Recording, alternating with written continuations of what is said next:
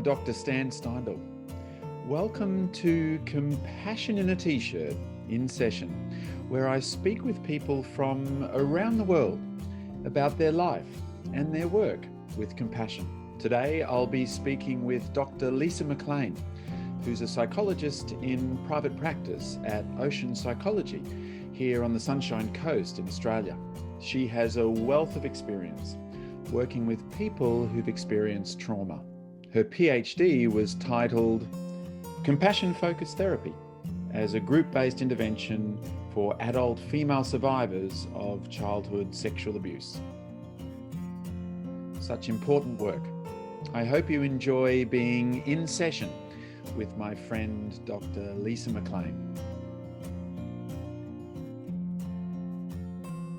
Well, welcome, Dr. Lisa McLean, to Compassion in a T-shirt in session. Thank you, actually, for giving up a little bit of your time this morning. I know you'll be rushing off to work after this and so on, but it's a pleasure to be able to speak with you.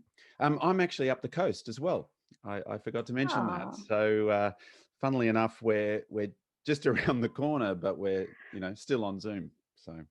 Oh, that's almost a little teasing. Yes, I know.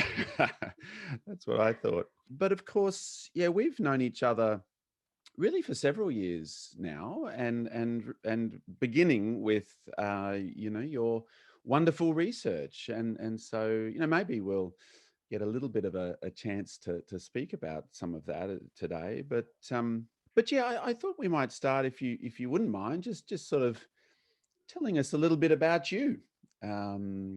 Perhaps your kind of work maybe at the moment, or a bit about your life or where things are at, maybe what you're really passionate about. That's a big question, but I live on the Sunshine Coast, where you are now as well, and we're very fortunate to be here, and it looks like it's going to be a very lovely weekend, so you've chosen a good time to be here. It's a beautiful day. It is. So I very much in my downtime love just spending time on the beach and with my dogs, one of whom is right here beside me now. So yes. Hopefully we won't get too many interruptions. But work-wise, yes. So we have just spent the last 5 years working together on my PhD, which was applying a group-based CFT intervention for adult female survivors of childhood sexual abuse. And that's really been the focus of my work, probably for over 25 years, I'd say. I've been working with primarily women and children, but men as well, who've been impacted by interpersonal violence. And I worked in NGOs and community organisations largely, for that time, but the last few years have been seeing clients in private practice, still focusing primarily on that kind of main presenting concern. So the motivation, I guess, for the PhD arose out of that clinical work.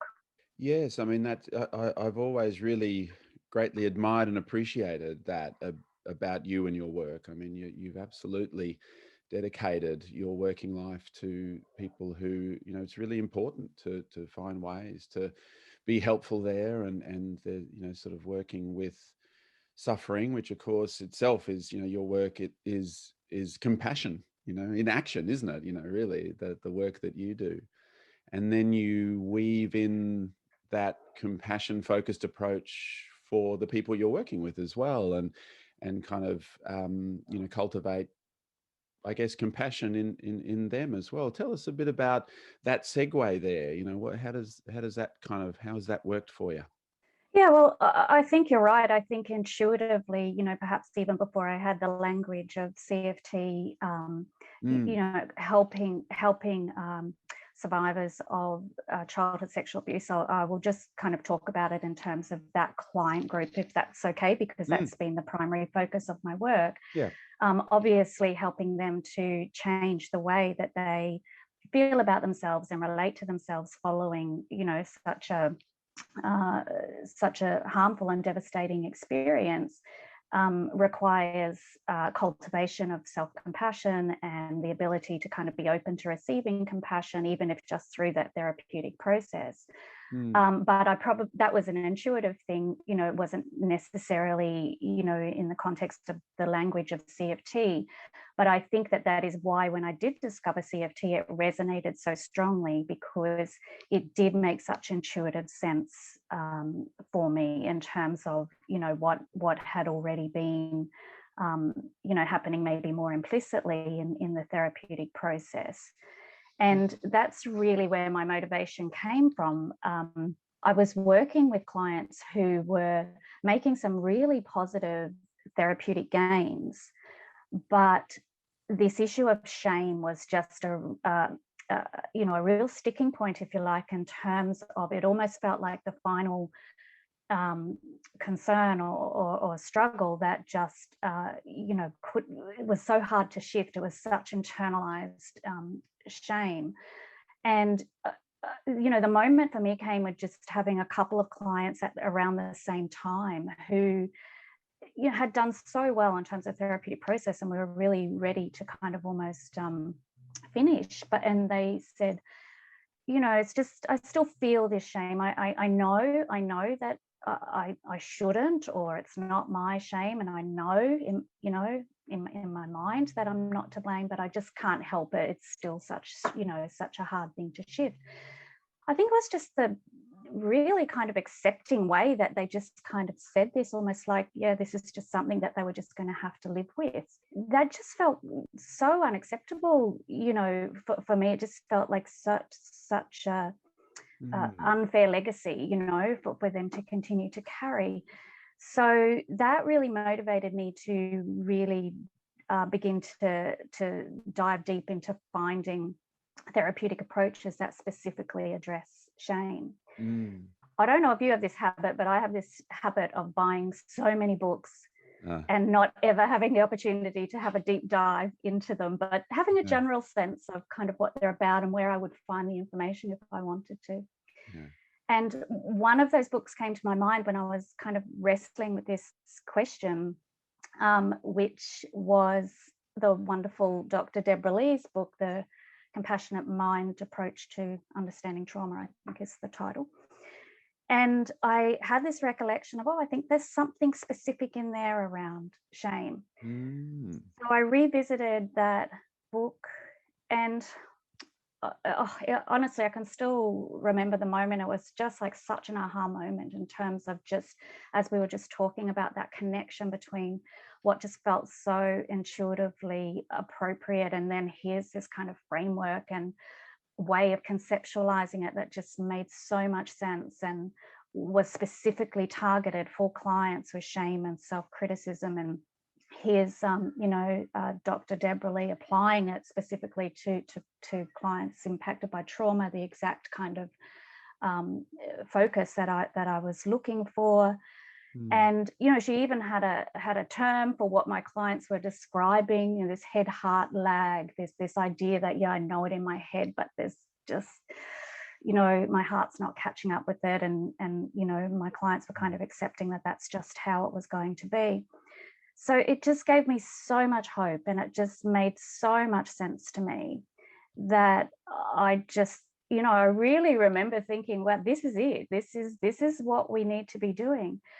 And that's what started the whole journey for me. So I guess that's what I mean when I say my motivation evolved from my clinical work, and it's very much about now how it continues to be applied in that context. Yeah. Oh, I really enjoyed hearing that story, Lisa, because it's I can sort of see those kind of key moments along the way. That there was this dedication to work with people, survivors, and trying to sort of just that intuitive sense that you had about the importance of compassion in amongst all of that.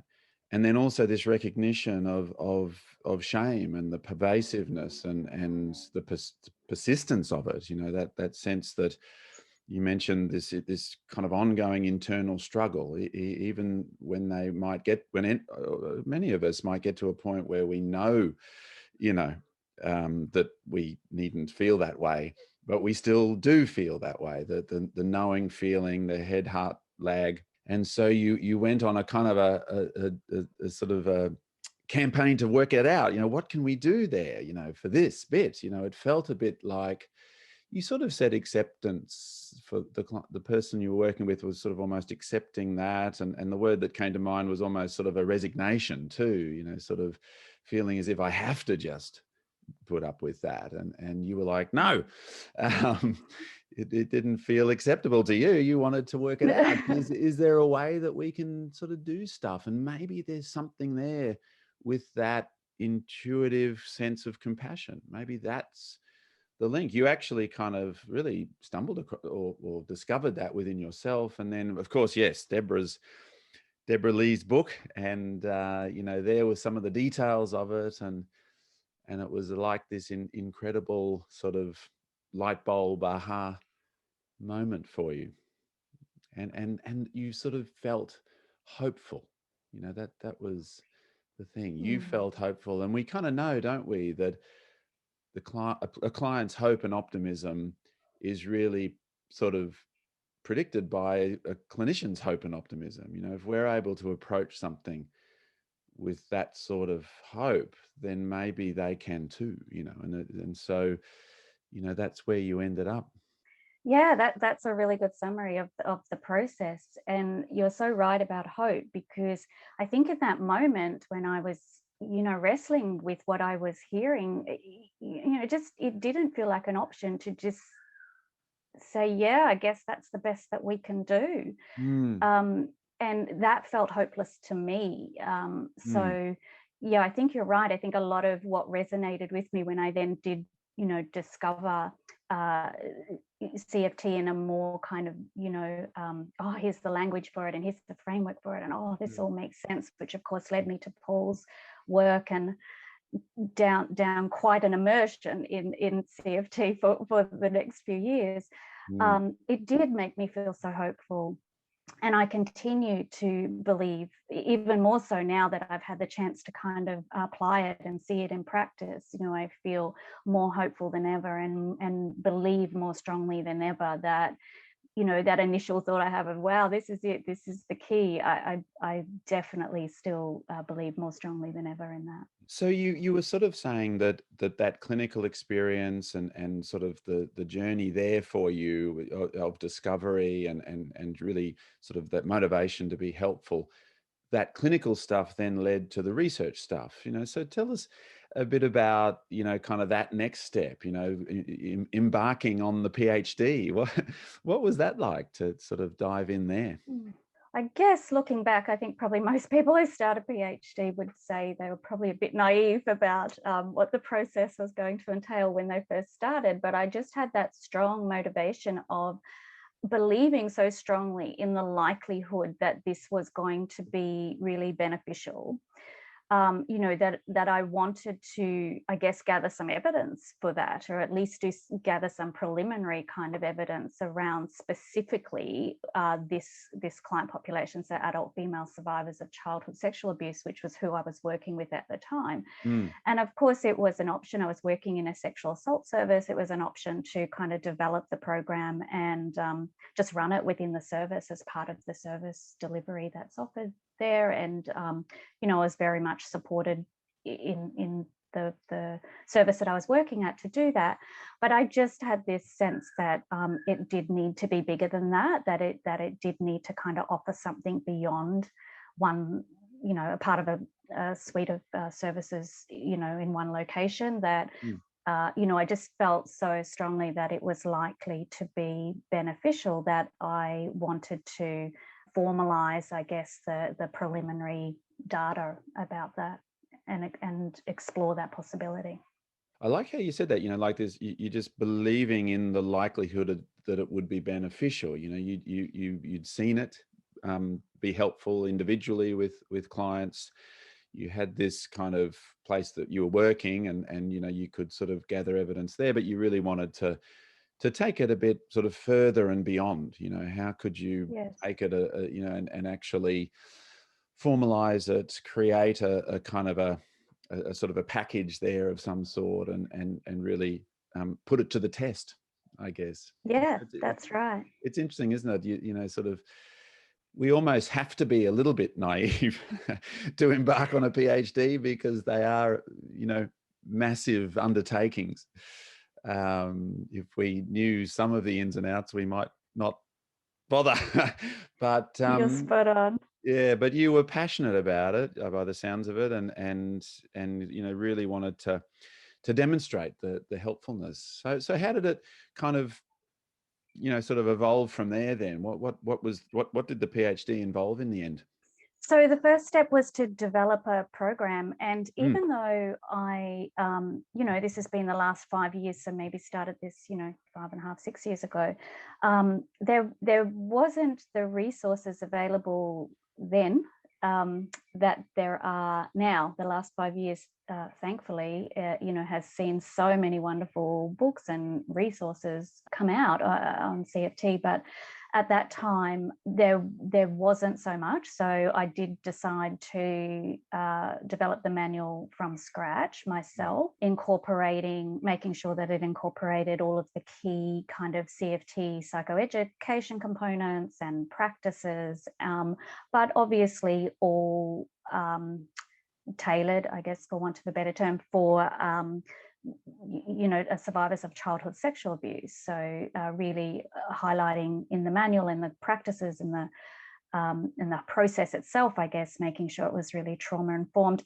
Although, I will say that I think CFT is quite intuitively or implicitly trauma informed anyway, but just really making sure that it was tailored to this particular client group. And so I developed the manual. Initially, I developed it as an 8-week program just to pilot it.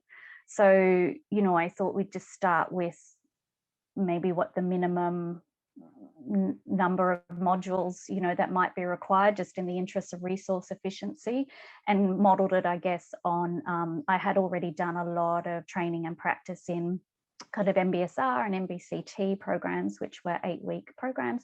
So I started with that, and we piloted it, and it certainly showed good acceptability and good potential and some positive results, but there wasn't enough change identified, or there wasn't significant change across core target areas such as shame, or sorry, that's my dog barking now, shame or trauma symptoms, which is really what I wanted to target primarily.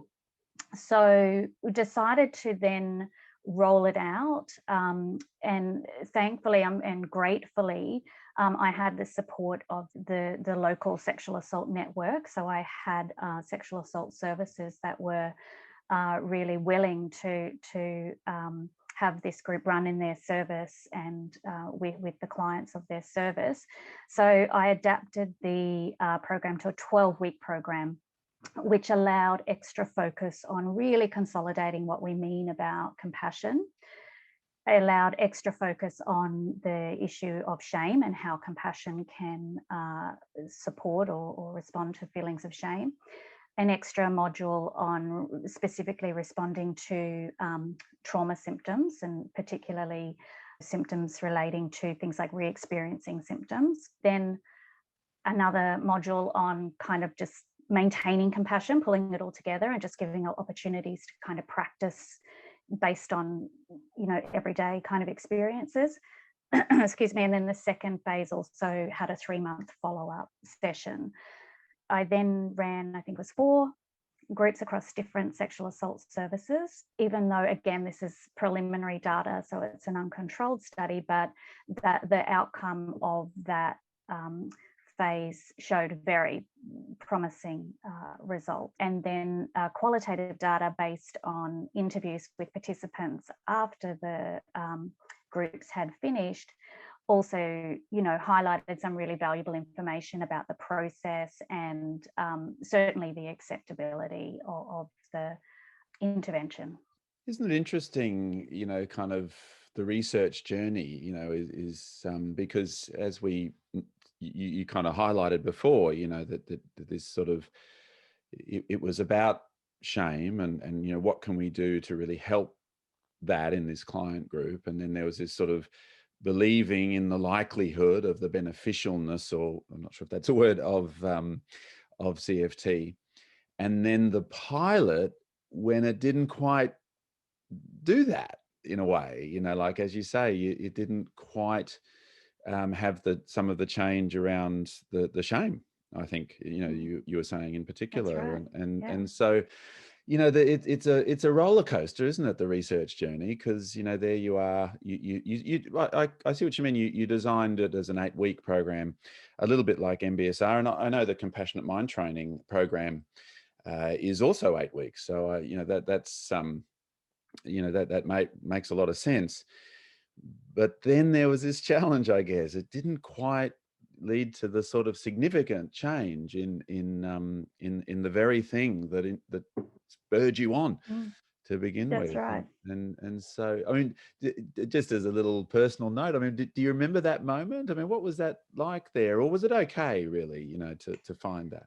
I think it was okay. I think I Yeah. knew that this was very much about learning what maybe needed to be tweaked, or, I think Yeah. I went in just genuinely quite curious and open to, even though I did believe, quite strongly in its benefits, I also knew that the shame, is so ingrained, so internalized that I think I'm realistic also about what the process is for shifting that. And I would even suggest at the stage that I'm at now, and certainly a key recommendation from the study was, yes, there was certainly very, very, significant and positive results that came then out of the 12-week program that, for a lot of people anyway, were maintained at 3-month follow-up.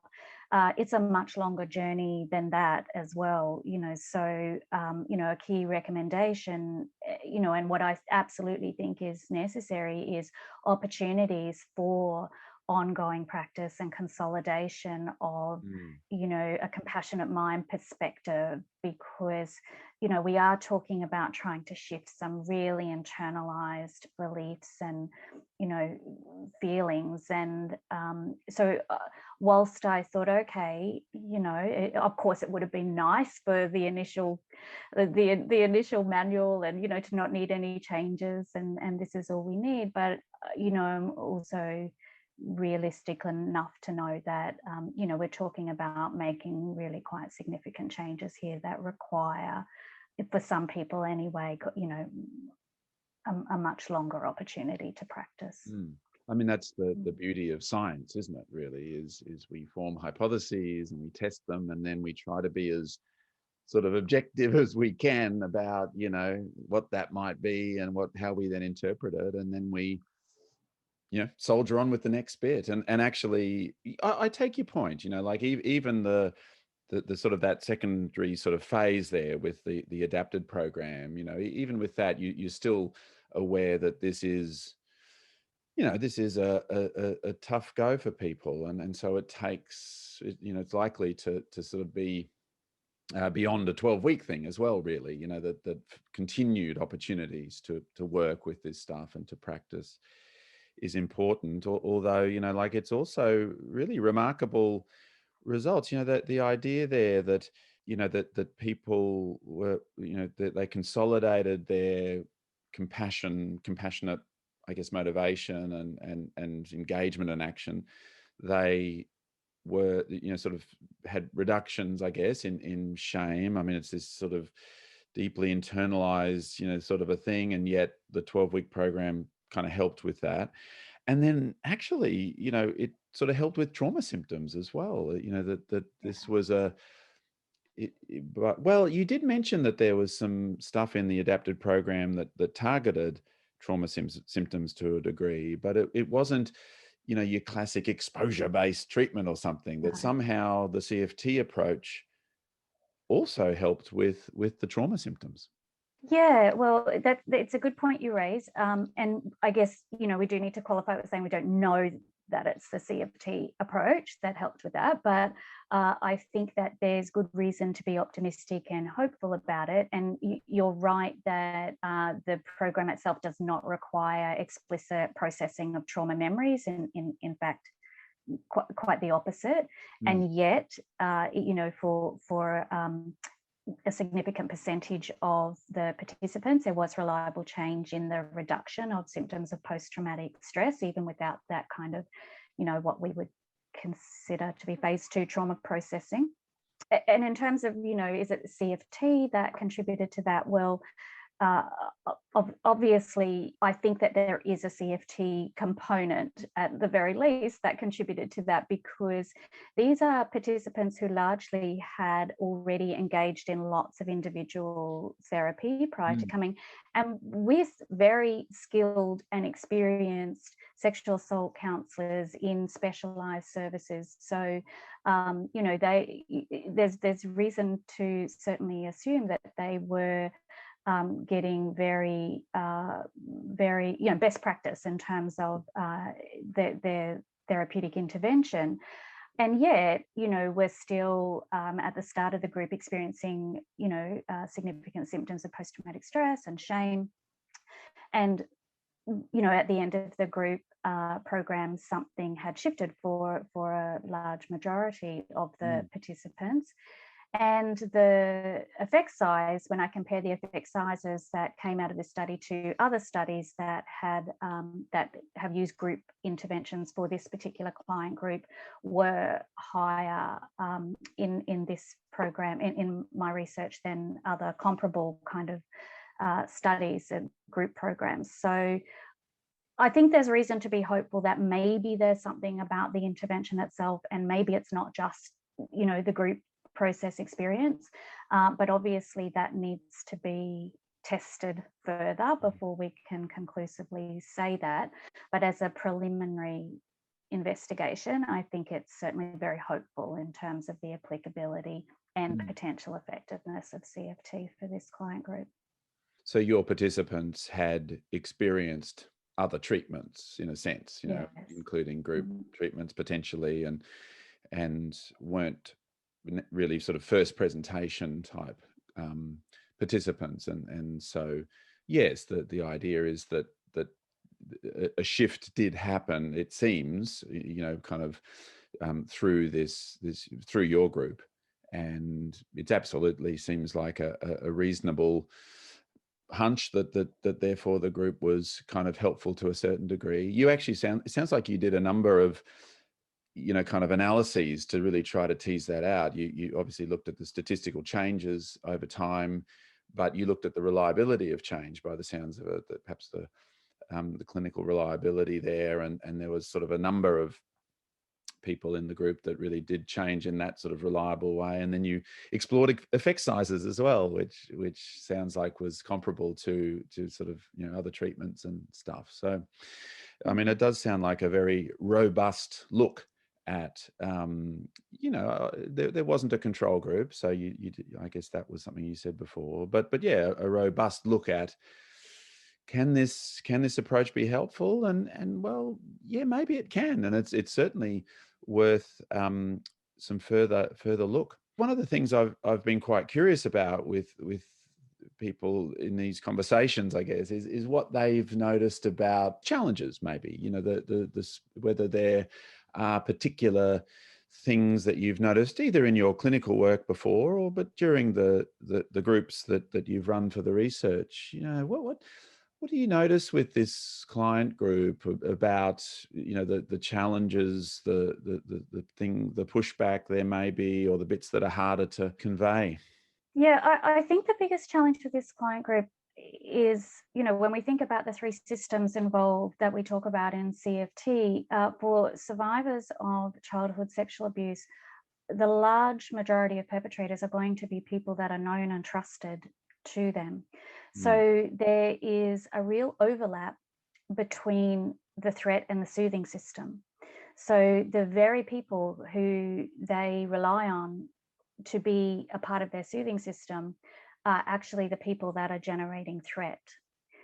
And I think the ongoing impact of that is one of the most significant blocks, to overcome in order to facilitate self-compassion and even compassion from others, because it can be obviously very, very hard to trust other people who may very well potentially be able to be a part of your soothing system, but when there's an association of threat, implicit in that because of that early experience, and that's going to make it very, very hard to ever fully trust and relax into that. And also even the idea of relaxing your threat system at all, when that has been a potentially dangerous thing to do, when allowing yourself to, for want of a better term, kind of turn off your threat system, could have very, very appropriately been dangerous at one point in time. So learning to remain hypervigilant and learning to never fully trust being calm and content and relaxed because that represents danger. I know in the qualitative data that I obtained, one participant talked about it as feeling like a bit of a sitting duck, that, just waiting for that threat to kind of emerge and not ever feeling fully safe.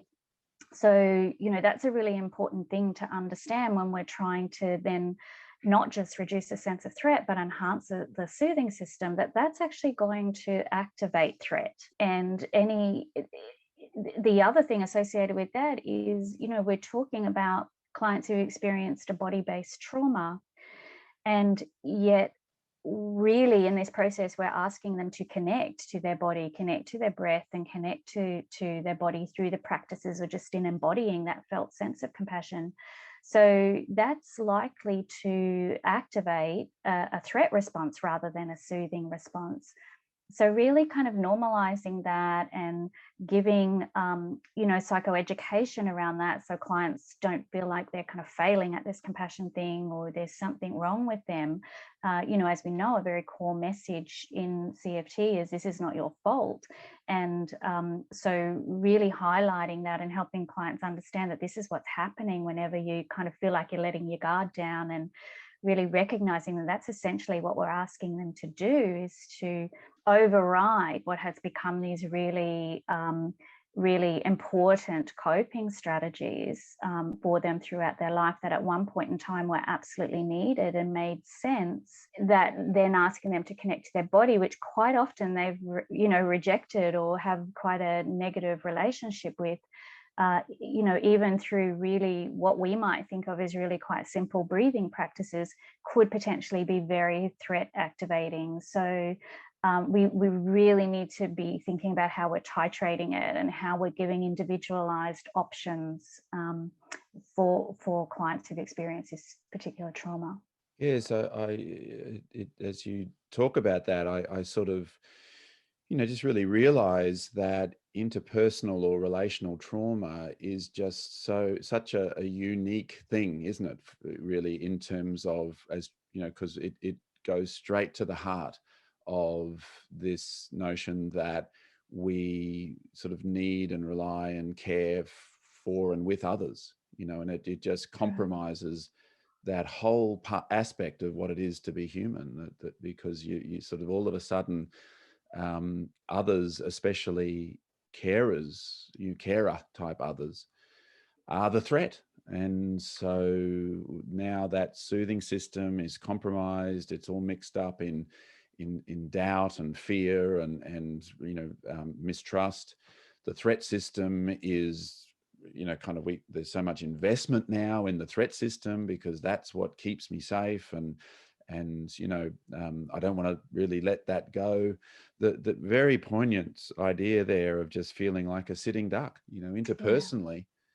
I'm like a sitting duck, who's going to hurt me next, sort of thing. And then it's also that the kind of the one's very own body gets dragged in too, and becomes itself a source of threat, the physiology of things, and even just turning one's attention towards the body to begin a practice, all of a sudden that just connects straight back, I guess, to certain, early life experience, and that interpersonal trauma is just so damaging to all of that.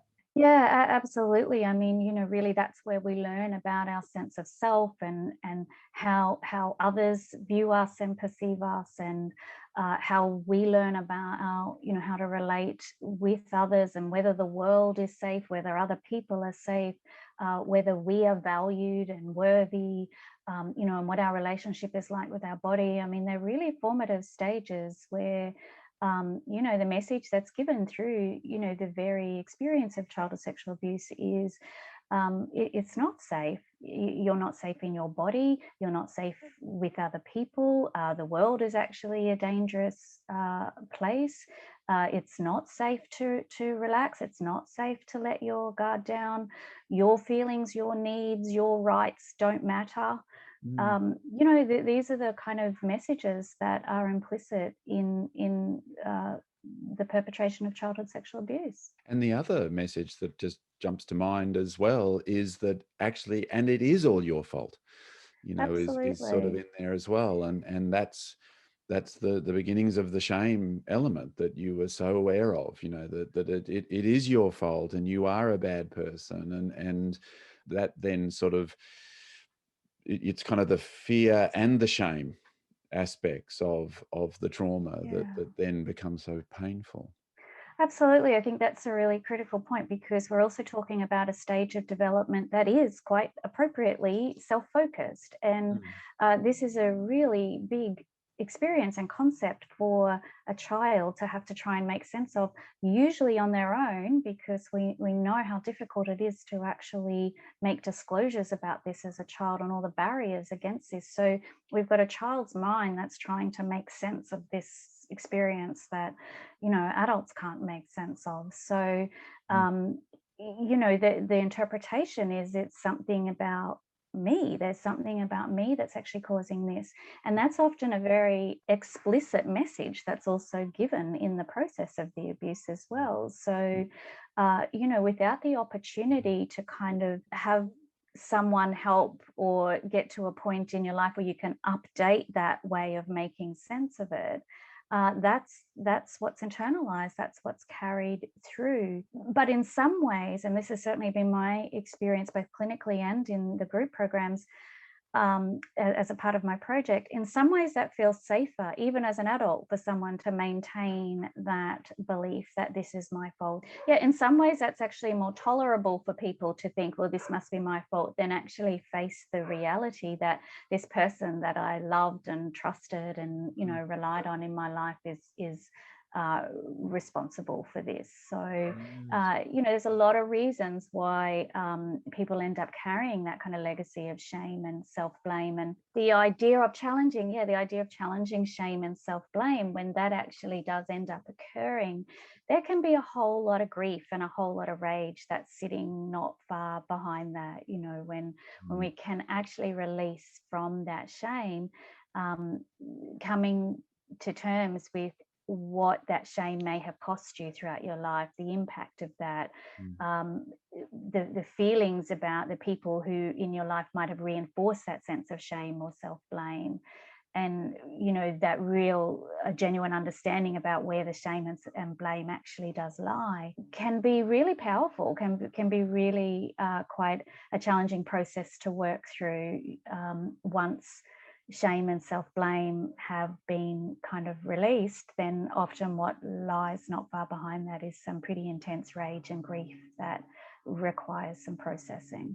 If I think about it, like the person, starts to approach their body, and that kind of triggers a whole range of very difficult feelings and physiologies and fear responses, and then they have to confront the fear of perhaps even letting people in, or opening themselves up to others, or even to themselves, and self-compassion. But then there's sort of the shame and having to approach that, and kind of maybe even daring to think, perhaps it's not my fault. And then there's, rage because of what we have now lost, and the feeling, the sudden, the realizations there, and really connecting with a lot of that. And then there's the grief that, I mean, it's, that's, that, there's a lot that people have to really kind of press on through, isn't there? And you can sort of see that even that you know that no wonder people sometimes prefer to just stick with the status quo, because all of that kind of feels so much. And yet the courage that is there when you know that people sort of really have to dig deep into that courageous effort to approach all of this. It's remarkable, really.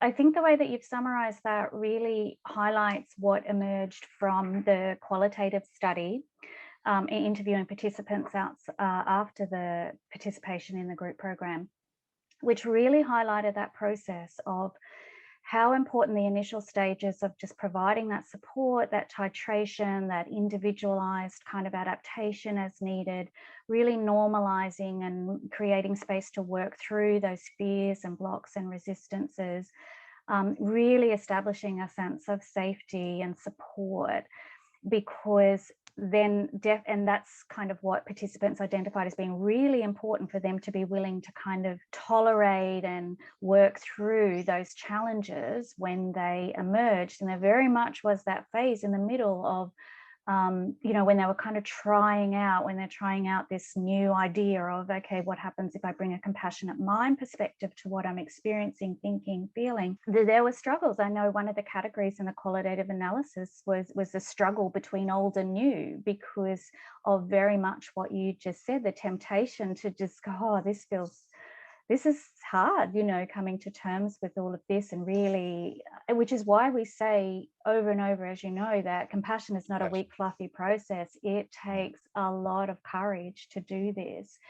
And so, the nature of the support that's actually provided really needs to have that scaffolding around the process, so that when it does get to that, well, what I'm actually facing here in terms of, overcoming those fears and blocks and releasing myself from shame and self-blame, but really coming to terms with what it has meant to carry that through my life and where it really belongs. And, there's a real struggle in that, feeling safe enough and comfortable enough to just relax into your soothing system and to allow your threat system to not be chronically activated.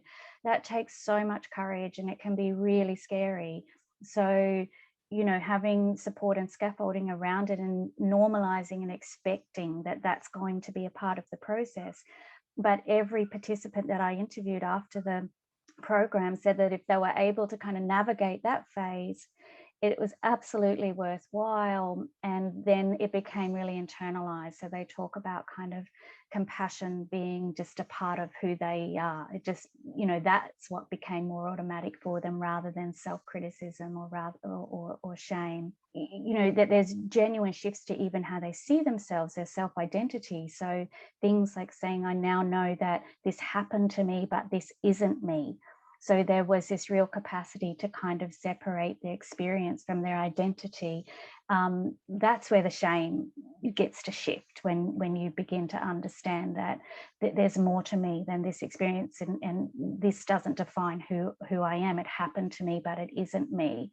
But there's a process, that and a bit of a struggle in between that process before it gets to that point. That's certainly what I found anyway. Finding ways to sort of, I think you used the word scaffolding, trying to sort of help people. If we can get through that phase, then it actually, people really can internalize a whole different piece. You used the word internalized for the shame piece, that it gets so internalized.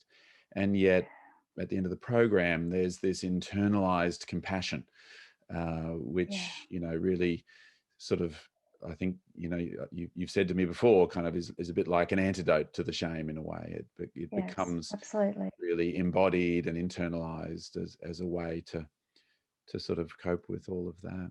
When you can see that kind of internalized shift, when that lag is no longer there, that what someone knows in their head has been felt on a deeper level, and you get to have sometimes those beautiful moments where you can almost see that kind of happening, and it changes the whole way that people relate to themselves and to their experience. And the absolute highlight for me, not just in this project but just in this work is, and I'm careful to say this because I don't want it to sound patronizing in any way, because it is so genuine, that the women that I got to work with and that I continue to get to work with, who show such incredible courage in, being willing to kind of step into this space and be open to kind of experimenting with something that, quite honestly is really a scary thing to do, but to just kind of know that there's another kind of possible way, or to just maintain the hope. Even, one of the other themes that kind of emerged from the qualitative analysis was this initial wary but hopeful, this idea of coming into the process of, I'm not ready to give up hope yet, but I'm wary about this. I'm not sure, what's going to be different about this. And, not really convinced that there's going to really be anything that's going to make such a difference. So to just keep stepping into that space and maintaining that hope and maintaining that courage and trying to overcome the harm that has been caused to them by another. And that's what keeps me, that's where I tap into this idea of fierce compassion. Whenever I'm talking to someone about that, I say that's the very motivation that I have for doing this. It's just like, this is just not okay. You have done nothing wrong. You have been harmed by another, and yet, the chronic and cumulative, impact, and yet they're showing up, they're maintaining hope, and they're being courageous, and just being open to experimenting with something else is just so inspiring. And I'm very happy to meet them in that space and say, okay, let's use that as a platform. Let's see what we can do here. It reminds me of one of Deborah Lee's things that she sometimes says about the experience of abuse is a violation of that person's human rights. Absolutely. That's actually what's happening there, and the harm Absolutely. caused with all of that, and yet the willingness, wary but hopeful, I like that. It is. It's a lot of kind of, no doubt, apprehension there, or even trepidation, and yet that ability to connect with sort of a little bit of hope, and therefore, kind of, let's do this. It's quite literally inspiring, isn't it? Genuinely inspiring and motivating, and what keeps me kind of showing up to as I said, I'm willing to meet them in this space and work together to try and find a way that they can connect to themselves and not, the way that they've come to see themselves as a result of the harm caused to them by another. How does this stuff kind of sneak in personally for you, if anything? Have you noticed yourself change or grow or develop in certain ways? Yeah, absolutely. I think this isn't an approach that you just kind of have the knowledge in your mind and you give it to another. Like, you really need to embody it. You really need to internalize it yourself, I think. And it's been life-changing for me personally as well as professionally. But it's been an interesting journey for me as well, in terms of cultivating my own kind of compassionate mind. And I've needed reminders, from yourself included, and other mentors, and people saying, hey, where are you in this? Are you making sure that you're offering compassion to yourself? And it's been an interesting kind of parallel process, because so often the women that I have been working with are so good at offering compassion to other people, but just the complete opposite in terms of how they feel and respond to themselves. And I was constantly working to try and help women or clients just kind of really experience compassion across all of the flows, including towards themselves. And yet, even though I could not have been more immersed in it the concept of self-compassion, if I tried, I still needed to be reminded to kind of do that for myself. So yes, along the way, I definitely access many of the compassionate practices and still do every day to continue to cultivate my own compassionate mind.